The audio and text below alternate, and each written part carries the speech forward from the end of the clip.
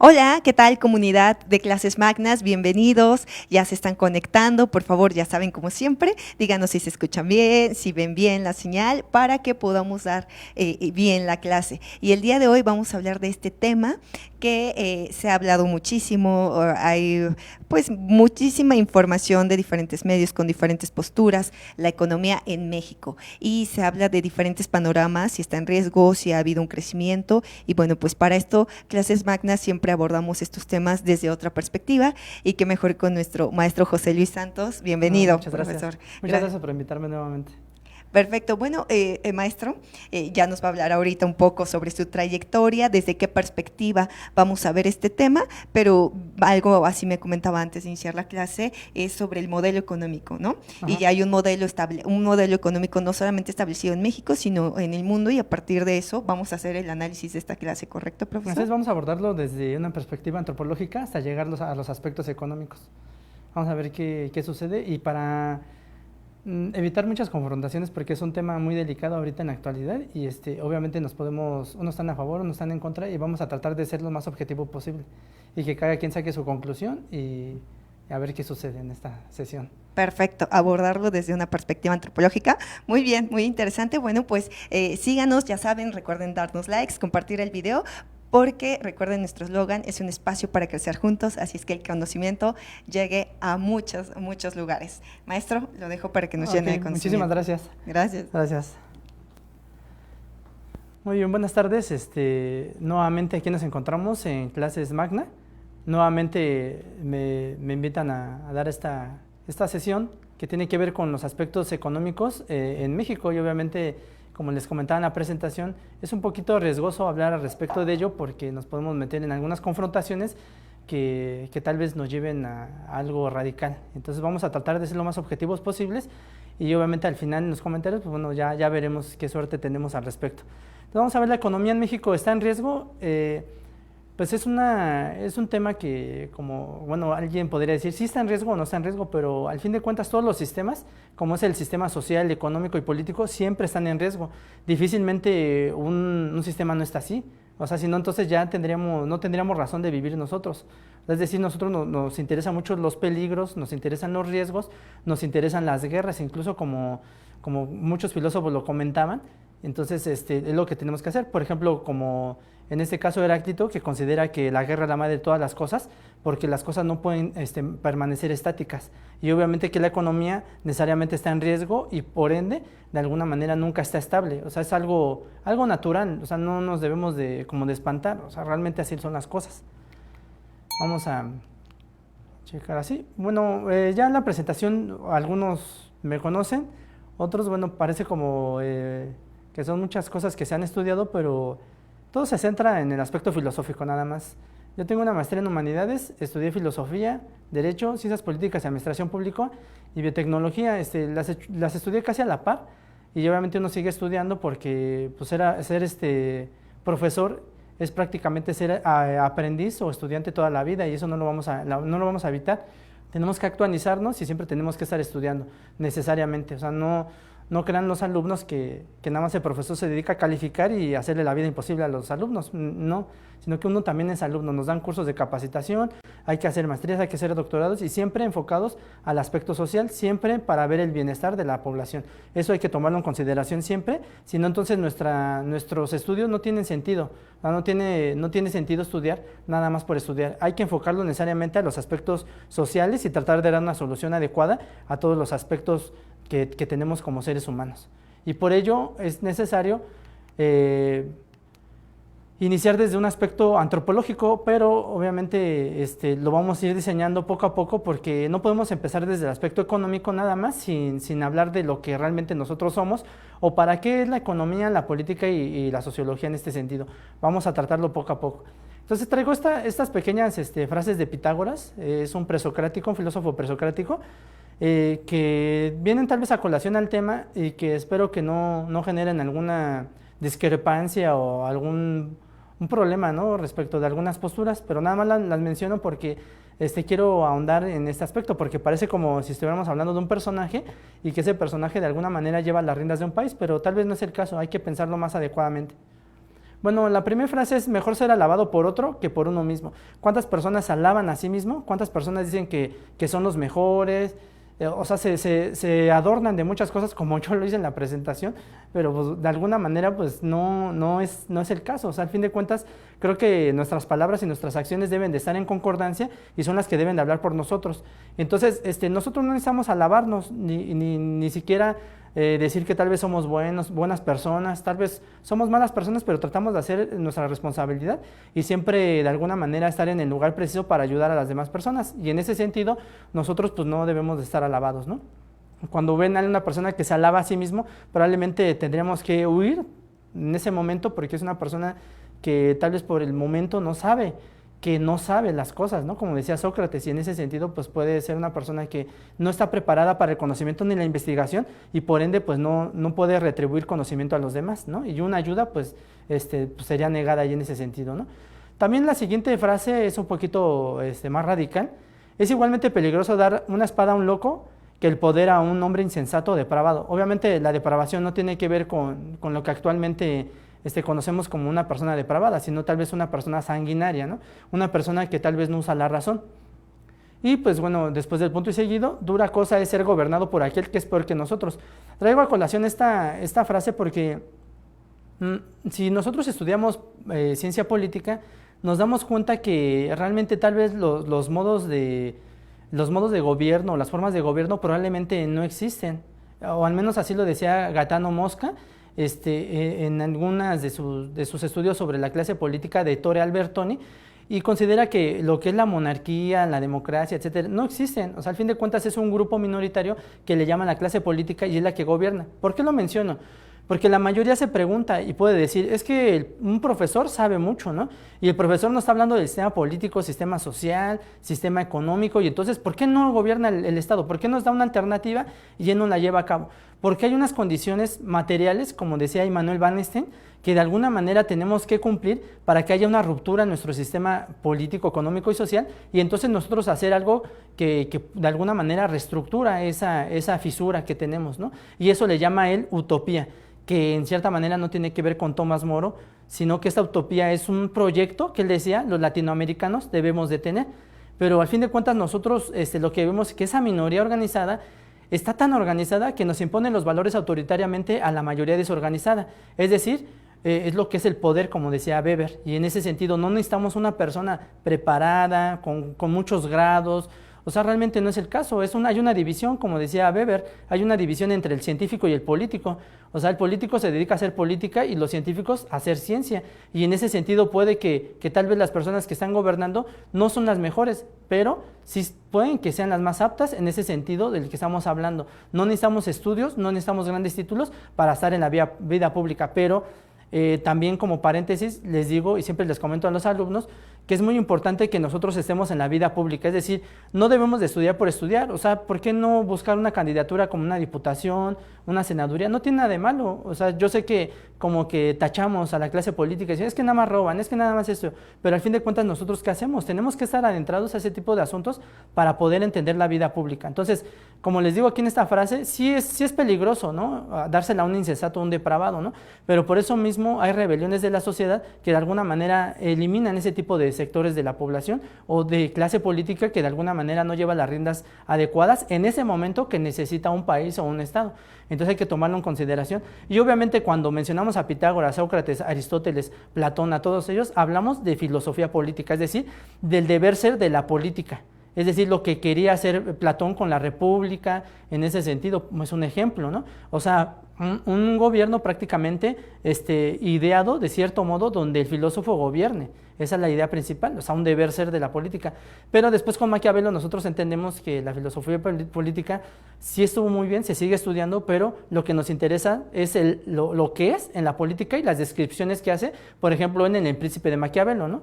Dedicarlo a Lorenzo de Medici y que de alguna manera trata de darle una guía para poder tener un buen gobierno, ¿no? Entonces hay que tomarlo en consideración. Aquí lo pongo, pero para que no entremos en discrepancias, y en discusiones sobre si son buenos, si son malos, si es estudiado, si no es estudiado. Al fin de cuentas, esto se necesitan algunos dotes para ejercer política. Eso es lo que tenemos que hacer. Y dada la definición de Max Weber, nada más recuérdenla, la política tiene que ver con el poder, y el poder es prácticamente imponer la decisión probable hacia otro individuo, es decir, hacer que el otro individuo haga lo que nosotros queramos. Ese es el poder. Y entonces, de alguna manera, pues muchos tienen poder sobre los otros y no son estudiados. No necesitamos esas características. Tenemos ciertas actitudes para poder ejercerlo.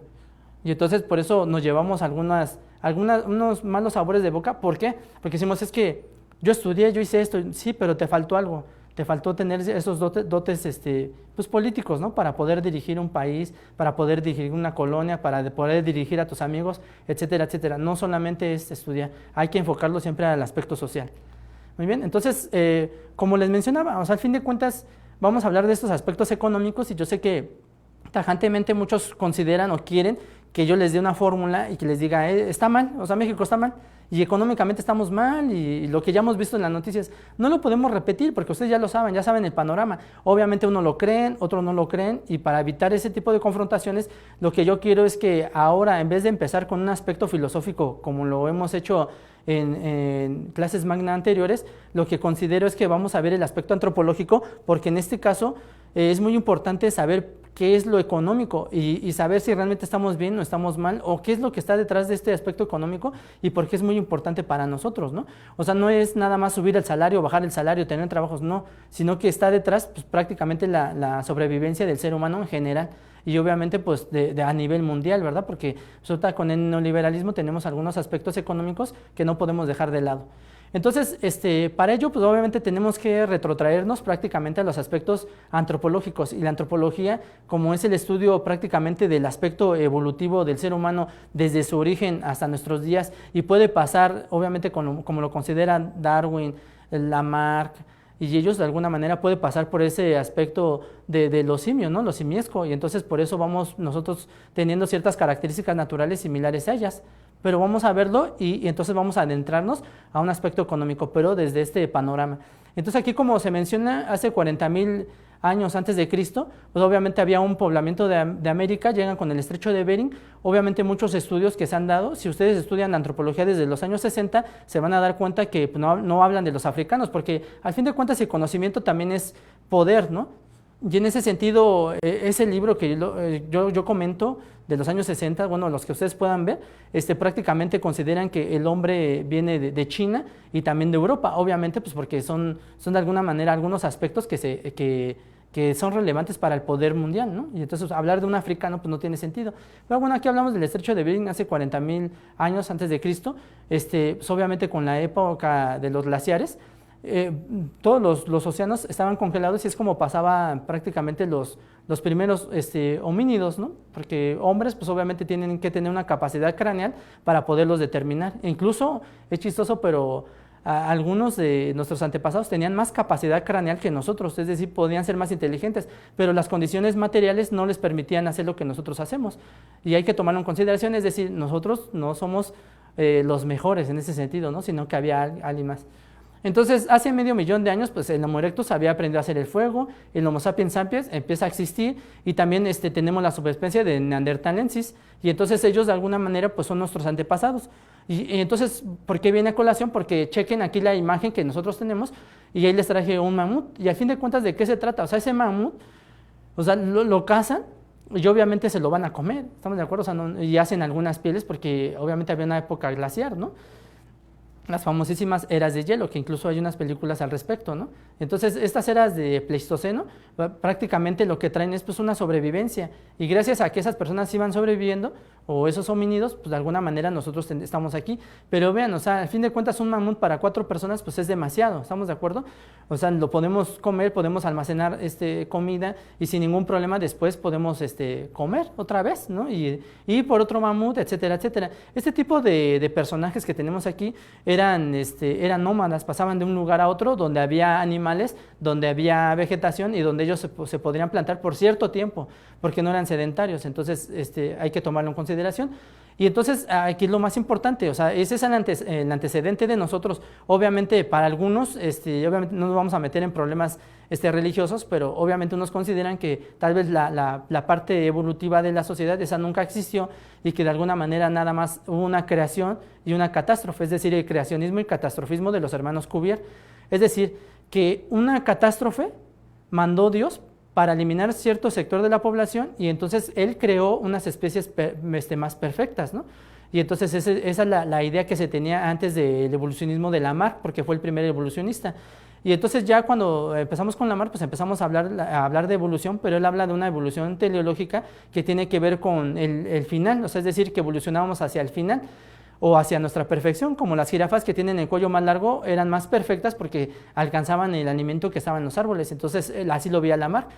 Pero sabemos con Darwin que ese tipo de evolucionismo de alguna manera no funcionaba y él imprime un aspecto que es la evolución por selección natural con sus viajes de Bagur que hace ahí en la Patagonia, en Argentina, que es obviamente contratado por la Iglesia para hacer una clasificación taxonómica a la manera de Linneo, pero pues de alguna manera la hace, bueno, él se sorprende con los pájaros pinzones que están en esa isla y de alguna manera pues le llama mucho la atención.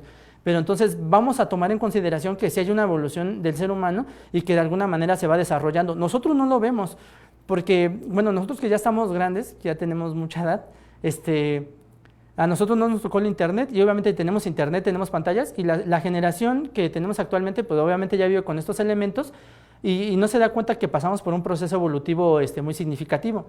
Entonces, esos procesos evolutivos son difíciles que nosotros los veamos, porque son tan pequeños que obviamente ni siquiera a veces alcanza nuestra vida para poder observarlos, pero si nosotros observamos nuestra niñez, obviamente que vamos a decir, sí, yo me acuerdo cuando tomaba agua del grifo, por ejemplo, ¿no? Y que no había garrafones de agua, etcétera, etcétera. Y entonces, obviamente la generación de la actualidad dice, no, es que ya estaba bien, este cuate está bien viejo.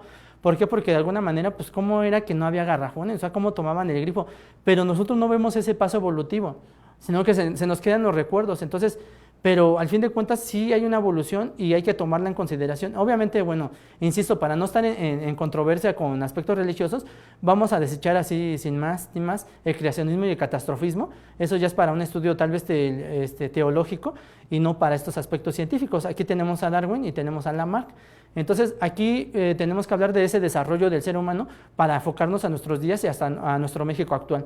Entonces, chequen aquí, tenemos la prehistoria, obviamente así es llamada, y tenemos el paleolítico, el mesolítico y neolítico dentro de lo que se considera la edad de piedra. Obviamente no vamos a hacer un estudio de este paleolítico, del mesolítico, neolítico, pero sí quiero comentarles algunas cosas al respecto. En la edad de piedra, pues obviamente el hombre empieza a descubrir la piedra, empieza a descubrir la rueda, empieza a descubrir algunas lanzas, que ya es parte del neolítico, pero de alguna manera teniendo un desarrollo sumamente significativo. Y lo que yo quiero enfocar es la parte donde dice neolítico. ¿Por qué? Porque en esa parte de neolítico sí lo podemos pensar de la forma como algunas caricaturas lo muestran. Podemos pensar esta parte de neolítico como ya un avance tecnológico. Por eso puse esta imagen que está aquí abajo, esta imagen donde, si se dan cuenta, ya hay algunos animales que son domesticados. Y entonces en la parte de neolítico ya no eran como lo que habíamos hablado de Neandertal y también del Homo sapiens. Es decir, ya se vuelven sedentarios. ¿Por qué? Porque empiezan a domesticar a los animales.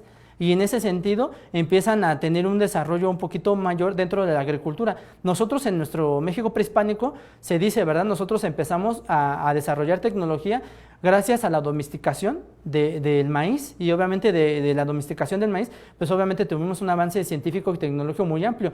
En este caso, aquí que tenemos esta parte de sedentarismo, pues prácticamente las personas empezaron a ver que podían domesticar a los animales y podían también tener un avance tecnológico respecto de algunas a plantas, ¿no? de algunas semillas y de alguna manera cosechar, como yo les digo, el maíz, ¿no?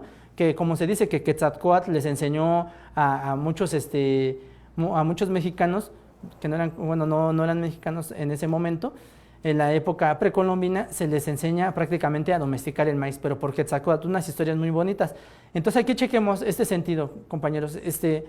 Nosotros, si estuviéramos en la época del 40,000 antes de Cristo, tendríamos la necesidad tal vez de comprar una vaca o de alguna manera domesticar a ellos. No, porque tú te comes un mamut y te alcanza para mucho tiempo y vas y buscas otro y ni siquiera necesitas propiedad privada respecto de las tierras, ¿estamos de acuerdo? Sino que de alguna manera tú te vas desenvolviendo dentro de los ámbitos que la sobrevivencia te permite. Y en ese sentido y en ese orden de ideas, pues cuando se empieza a domesticar, piénsenlo un momento. Y entonces, ¿qué es lo que va a suceder aquí? Cuando empiezas a poner en cautiverio a los animales y empiezas a hacer parcelas para la agricultura, entonces empiezas a tener un excedente también tanto de alimento y obviamente animales y vegetales, empiezas a tener un excedente, pero hay personas que también no lo tienen.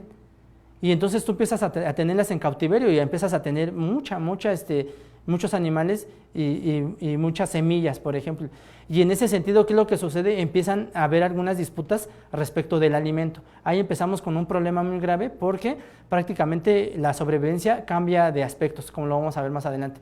Y bueno, nada más mencionar la edad de los metales, que tiene que ver con la del cobre, bronce y hierro, que parece más a la Edad Media, y en ese sentido, pues empiezan a hacer uso ya de lanzas, pero de algunos metales.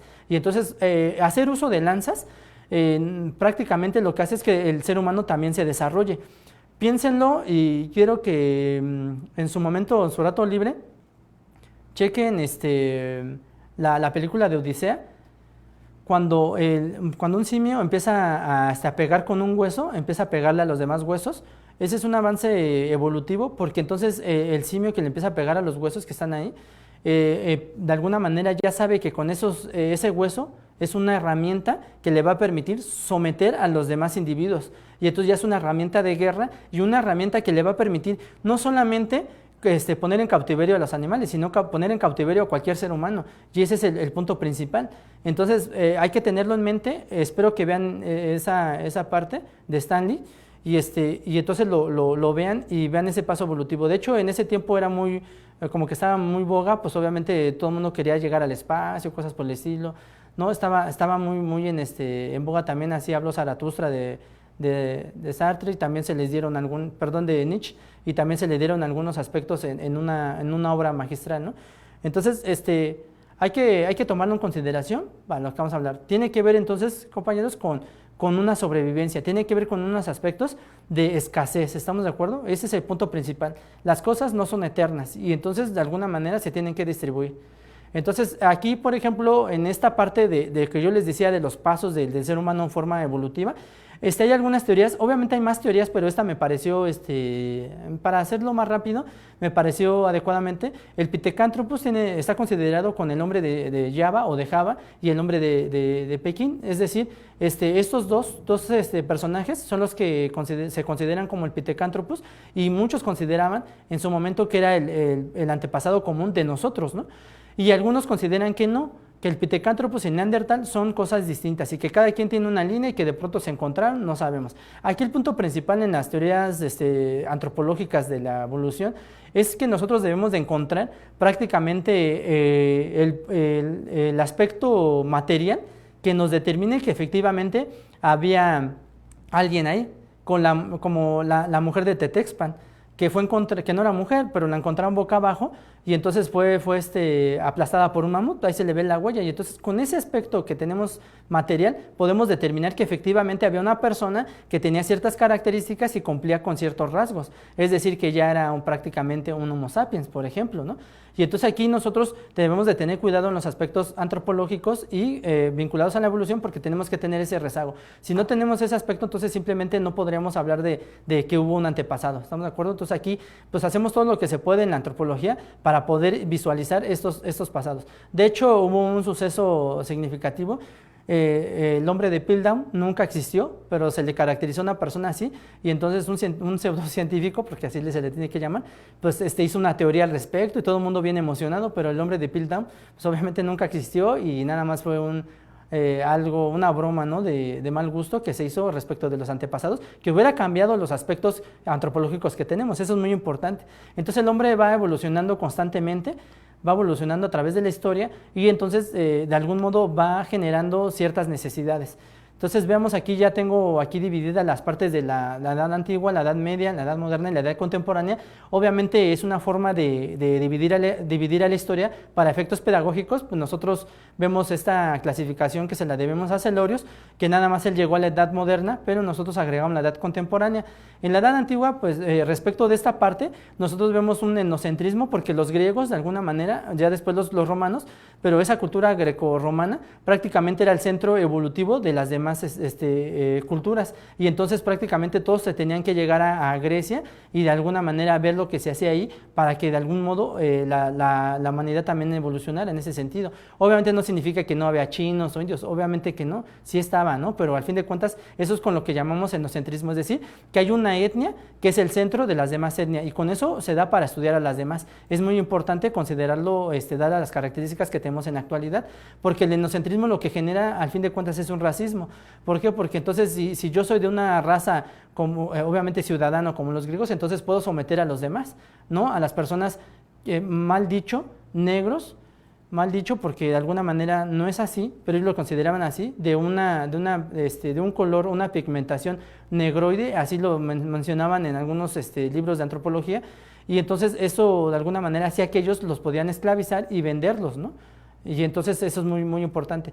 Bueno, en el siglo XIII, aquí como lo mencionamos, también hay unas exploraciones geográficas, y él hace que Marco Polo de algún modo también llegue a otros pueblos y de algún modo empiecen otro tipo de economías, otro tipo de aspectos políticos y sociales, y que de alguna manera también sucumban sobre algunos pueblos que pueden ser utilizados para generar más riqueza. De eso se trata, al fin de cuentas, para eso se hacen las colonizaciones, para tener más riqueza. Y aquí pues obviamente nosotros tenemos nuestro panorama de la época colonial. Obviamente cuando llega Hernán Cortés, cuando llegan por Cuba, después entran por Veracruz y de alguna manera cuentan ahí la historia, pues piensan que es Quetzalcóatl en algunas interpretaciones, pero tal vez no es el caso. Pero sabemos que los tlaxcaltecas no es que hayan sido traicioneros, pero sí veían ahí, por ejemplo, eliminar la triple alianza que tenían los teotihuacanos, ¿no? Y algunos otros. Entonces, eso es muy importante. Entonces, eso de la colonia, pues obviamente tiene que ver con estos aspectos evolutivos,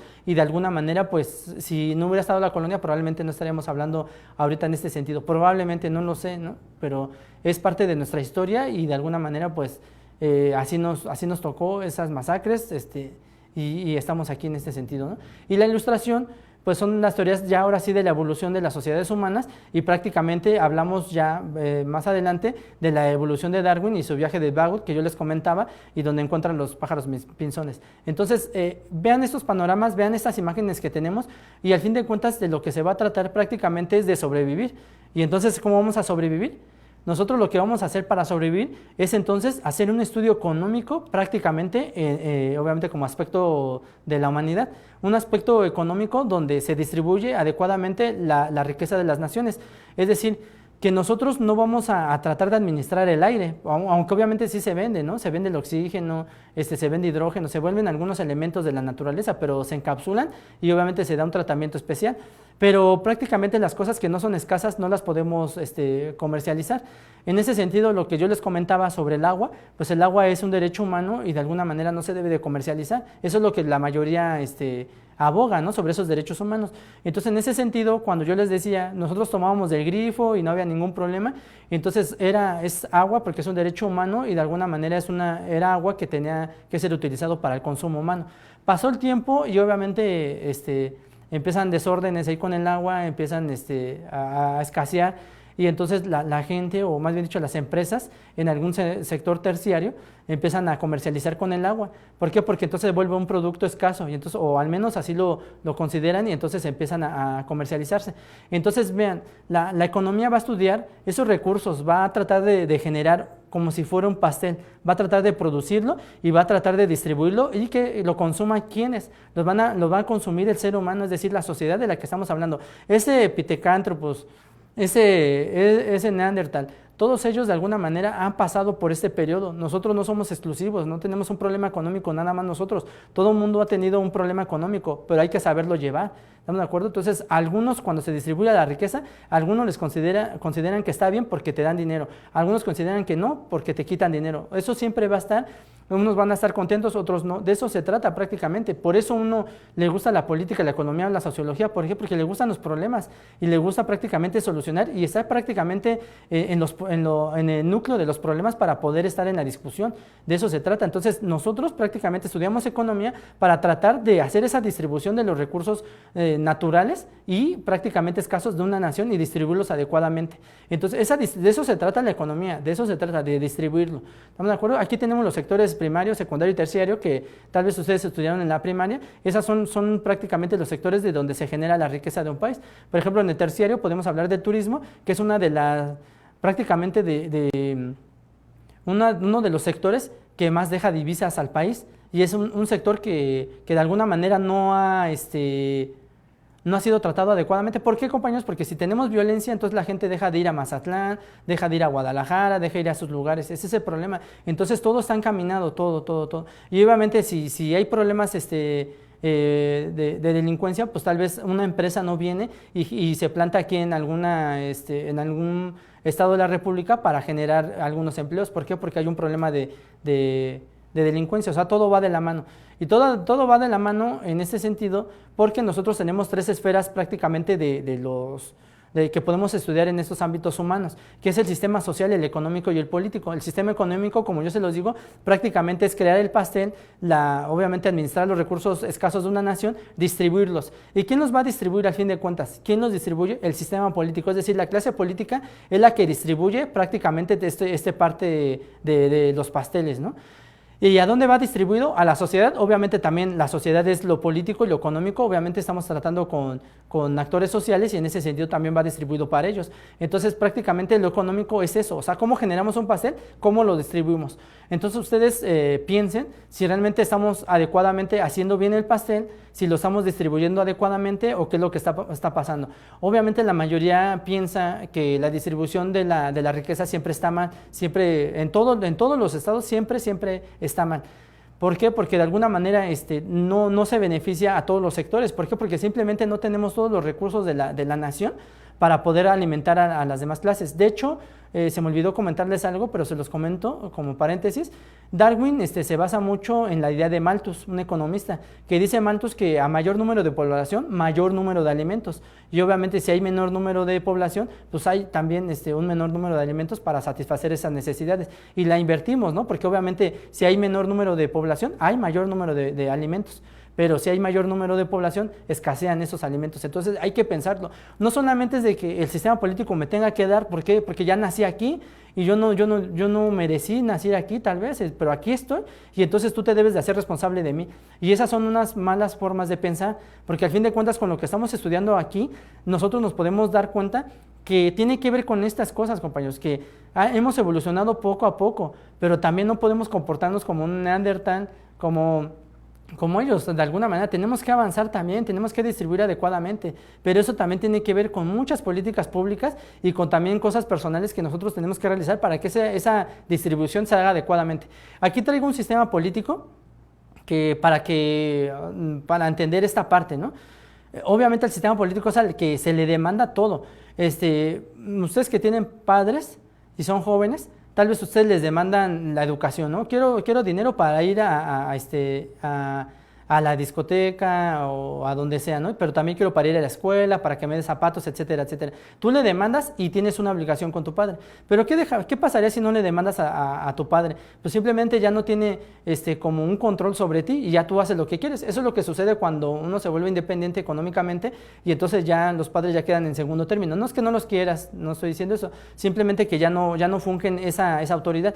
En este caso el sistema político tiene la misma función, es decir, tú le demandas y entonces él te procesa como si fuera un CPU, te da una solución, una respuesta, y sobre esa respuesta depende lo que sea.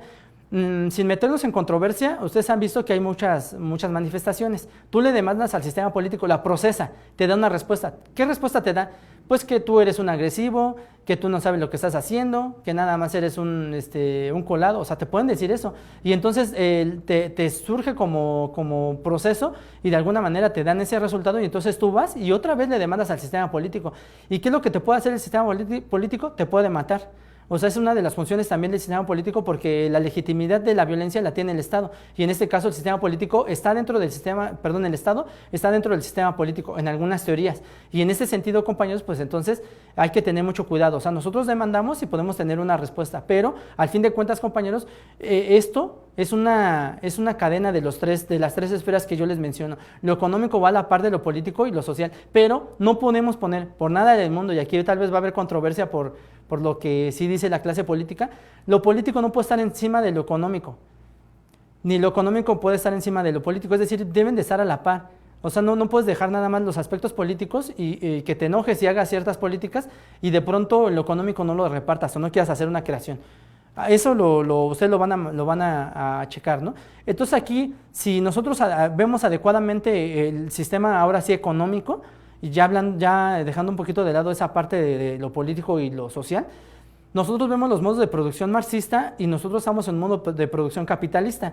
Y lo que dice Marx en esta parte del modo de producción capitalista es que nosotros siempre en todos los modos de producción tenemos una base económica que le llama aquí en este caso infraestructura o estructura, y que de alguna manera la superestructura o las ideas o la ideología o todo lo que tiene que ver con creaciones que hace el ser humano le va a llamar superestructura, pero es epifenómeno o es consecuencia de la estructura económica.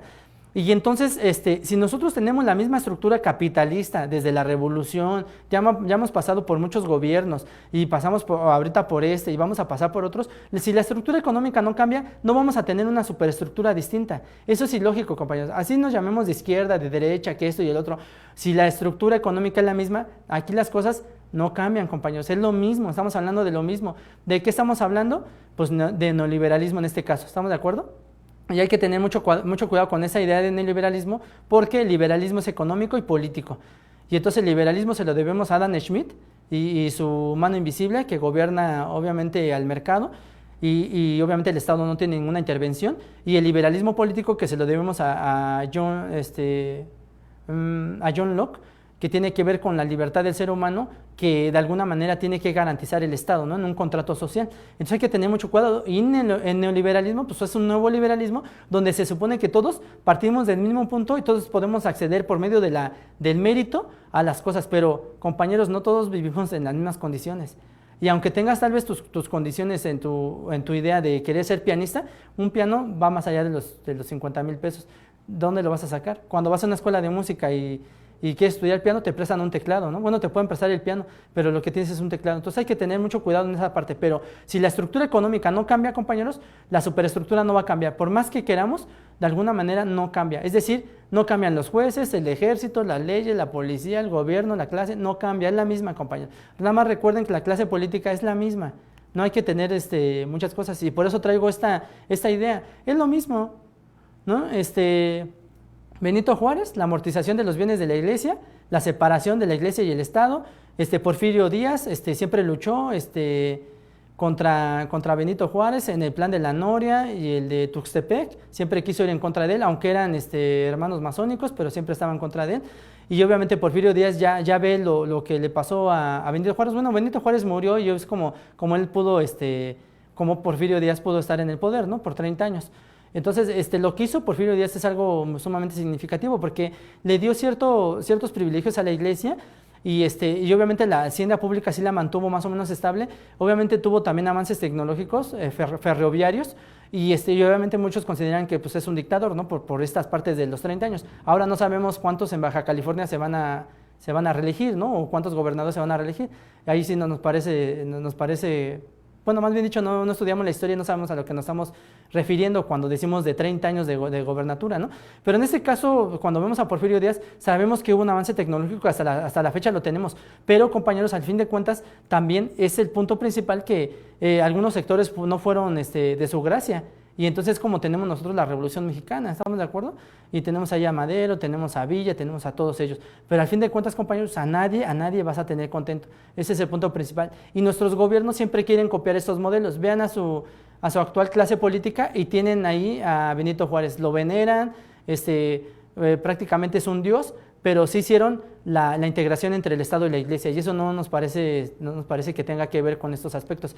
Entonces, al fin de cuentas, compañeros, los aspectos económicos están bien o están en riesgo, todo siempre está en riesgo. ¿Hay una distribución equitativa de la riqueza? No hay una distribución equitativa de la riqueza, compañeros, porque la historia nos ha marcado que eso no existe. Siempre va a haber pobreza y siempre va a haber riqueza. De hecho, John Rawls, en una teoría de la justicia, menciona que hay una justicia distributiva y que de alguna manera las personas que son más vulnerables son las que nosotros debemos de hacer todo lo posible para que ellas tengan ciertos recursos. Entonces, nuestros impuestos de alguna manera tienen que llegar a ellos, tienen que llegar a las personas vulnerables. Y obviamente, si tú ganas 50,000 pesos y te quitan 10,000 en el SAT, no te parece, pero al fin de cuentas va para las personas vulnerables. Y en ese sentido es lo que tenemos que tomar en consideración.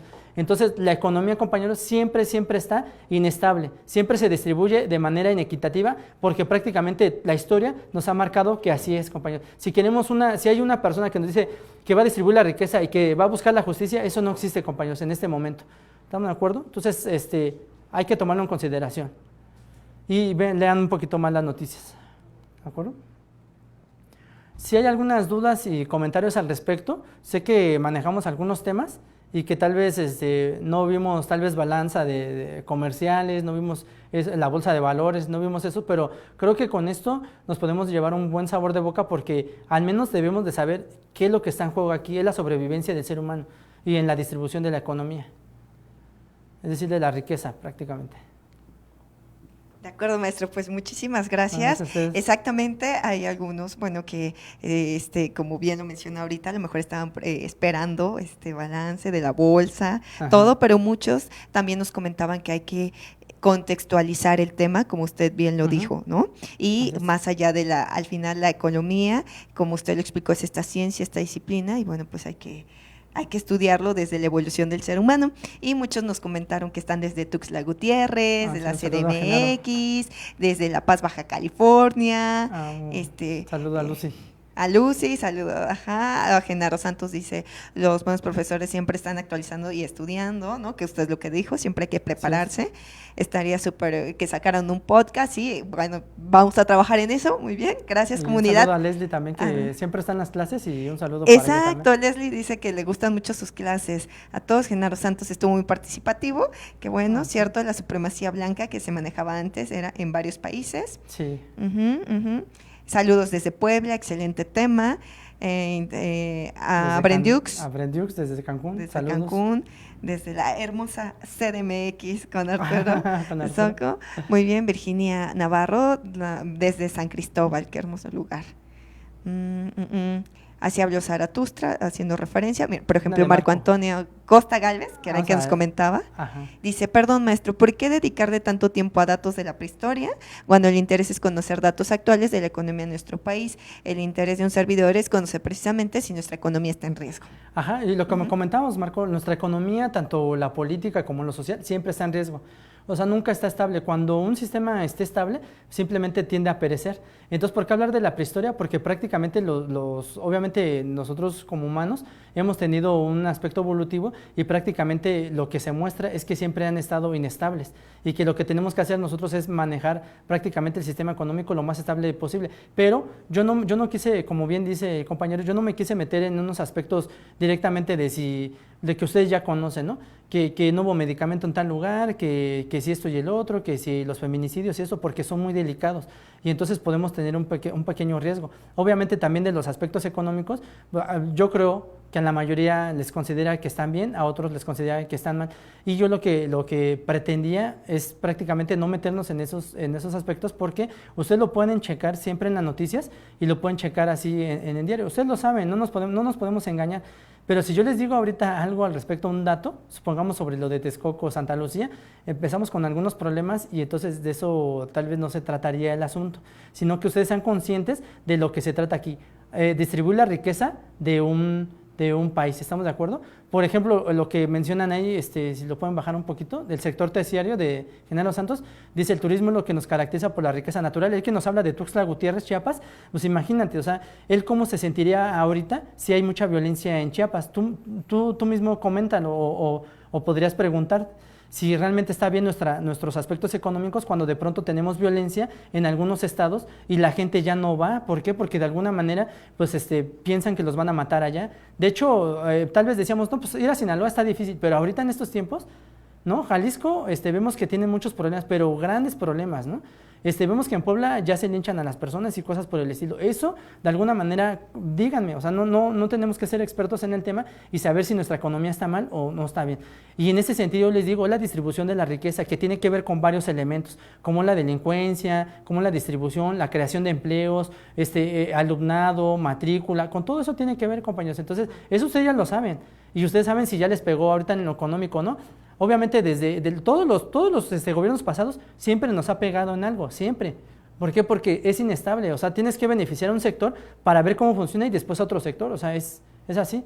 Bueno, dice, para cambiar, Daniel Gómez, para cambiar la filosofía que rige la economía en un país, ¿se debe comenzar por reformas políticas o también se bajó? Ay, ¿nos lo sube, por favor, producción? A ver, de Daniel, ahí está. ¿Se debe comenzar por reformas políticas o también se alimenta de la conceptualización de sus ciudadanos? La filosofía puede… ¿me la pueden otra vez subir? Es que no. Gracias. Se debe comenzar, siempre aquí, como yo les decía, en el sistema económico se hace el pastel, digamos así burdamente, y el sistema político lo reparte. Entonces lo que necesitamos es prácticamente que haya reformas políticas que se determinan en reformas jurídicas y eso hace que se distribuya adecuadamente esa riqueza. Si no tenemos esa reforma, simplemente no pasa. Vamos a entrar en controversia, ¿no? Ahorita ya entraron a la escuela los niños y las leyes secundarias no están aprobadas, o sea, díganme entonces. Y entonces, obviamente los niños tenían música, tenían danza, tenían algunas artes. Ahora ya se las quitaron. Díganme entonces si está bien la economía o no. La macroeconomía alcanza a los pobres, incluido yo. Ese es el problema, nos alcanza a todos. ¿Por qué? Porque nos pega de alguna manera para bien o para mal. Y en ese sentido, yo lo que les digo es que, como dice Genaro, los pobres como yo, pues todos tenemos un halo de pobreza en ese sentido, porque tal vez carecemos de algo y queremos, ¿no? O sea, vemos una persona con un Lamborghini y ¿por qué yo no lo tengo? No vemos una persona hasta con un bochito y yo no tengo bocho, entonces ¿por qué él lo tiene y por qué yo no? Y esas cosas como que nosotros no las entendemos, que hay una distribución, pero es una distribución de acuerdo a las necesidades de cada individuo. Por ejemplo, aquí en UTEL nosotros manejamos siempre plataformas, entonces imaginen que yo ando con mi máquina de escribir, y entonces, porque soy pobre ando con máquina de escribir, no, la UTEL nos proporciona un sueldo acorde a nuestras necesidades para tener un equipo acorde para dar estas presentaciones o las clases en privado para los alumnos de la UTEL. Entonces, esas son las necesidades que tenemos. O sea, no digan, es que el maestro no hace nada más viene y nos platica y le pagan. No, pues es que al fin de cuentas son las necesidades que nosotros nos fuimos creando porque estudiamos un poquito y de alguna manera tenemos ciertas condiciones. Tal vez otra persona es más fuerte, más robusta y hace otro tipo de trabajo, pero dentro de la macroeconomía le pega de cierta finalidad. Entonces son distintas, ¿no? Bueno, José Bolívar dice, gracias por la excelente, interesante clase de maestro José Luis Santos. Gracias a usted y a usted por hacer posible este tipo de clases. No, muchísimas gracias. Y pues espero que haya sido algo acorde, ¿no?